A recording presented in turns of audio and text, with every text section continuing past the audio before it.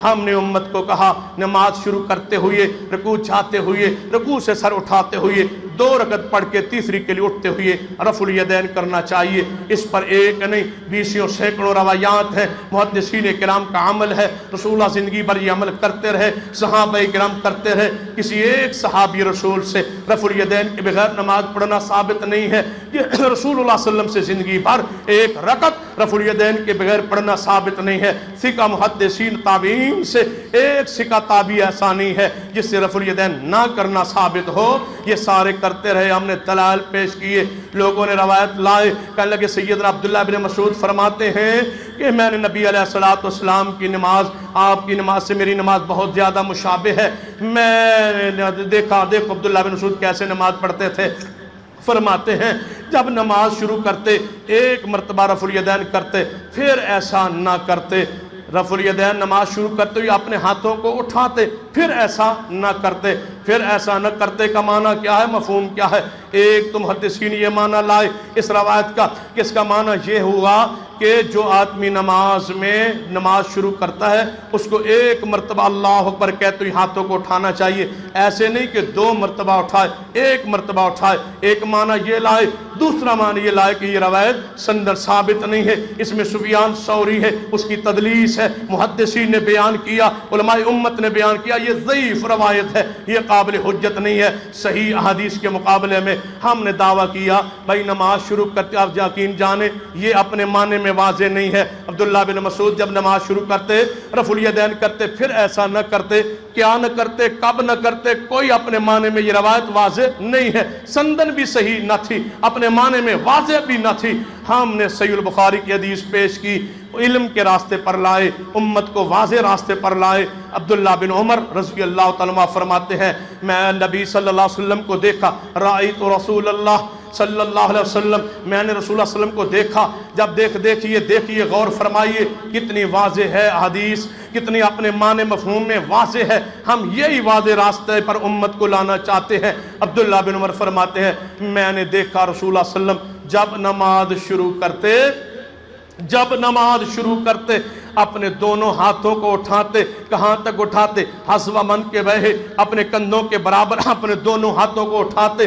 جب نبی علیہ السلام رکوع کا ارادہ فرماتے اور اللہ اکبر کہتے تو اپنے دونوں ہاتھوں کو کندھوں کے برابر اٹھاتے۔ دیکھیے اپنے معنی میں کس طرح واضح حدیث چلتی جا رہی ہے۔ جب نبی علیہ السلام رکوع سے اپنا سر مبارک اٹھاتے وَإِذَا قَالَ سَمِعَ اللَّهُ لِمَنْ حَمِدَهُ سَمِعَ اللَّهُ لِمَنْ حَمِدَهُ فرماتے، ساتھ اپنے دونوں ہاتھ کندھوں کے برابر اٹھاتے۔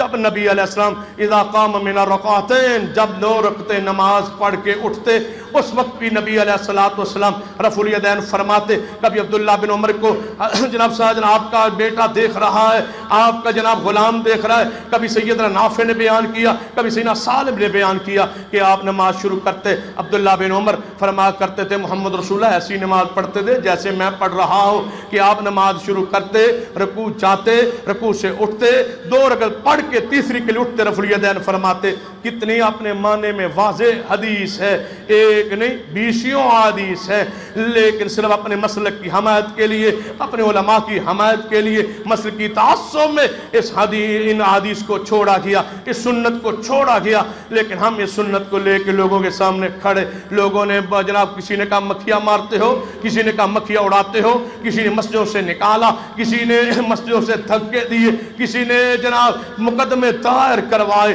کسی نے ملک بدر کیا، تاریخ ہے علماء اہل الحدیث کی، سب کچھ برداشت کیا، لیکن ایک سنت کو سنبھال کے رکھا ہے، ایک سنت کو ساتھ چمٹے رہے کہ یہ سنت کو چھوڑا نہیں جا سکتا۔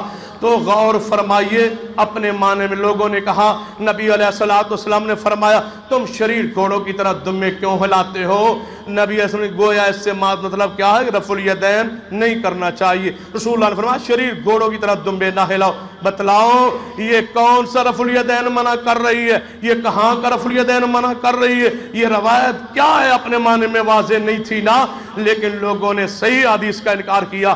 تب ہی تو امام بخاری بولے جو رفع الیدین کے اندر لکھا کہ جو شخص یہ روایت رکوع وال رفع الیدین پر پیش کرے اس کا علم دین میں حصہ نہیں ہے، وہ جاہل ہے انسان۔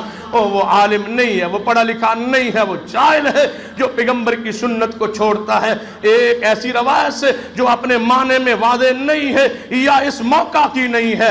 پھر جناب محدثین کرام نے لکھا, صحیح مسلم بھی وضاحت آئی جب امام نبوی رحمۃ اللہ طبیب فرمائی صحیح مسلم پر, آپ نے بھی طبیب یہی فرمائی کہ ہاتھ کے اشارے کی ممانت, جب سلام پھرتے لوگ صحابہ کرام دائیں بائیں ہاتھوں کو جناب کرتے, نبی علیہ السلام نے اس سے منع کیا. امام ترمذی روایت لائے اور یہی معنی بیان کیا, محدثین اس روایت کو لائے یہی معنی بیان کیا.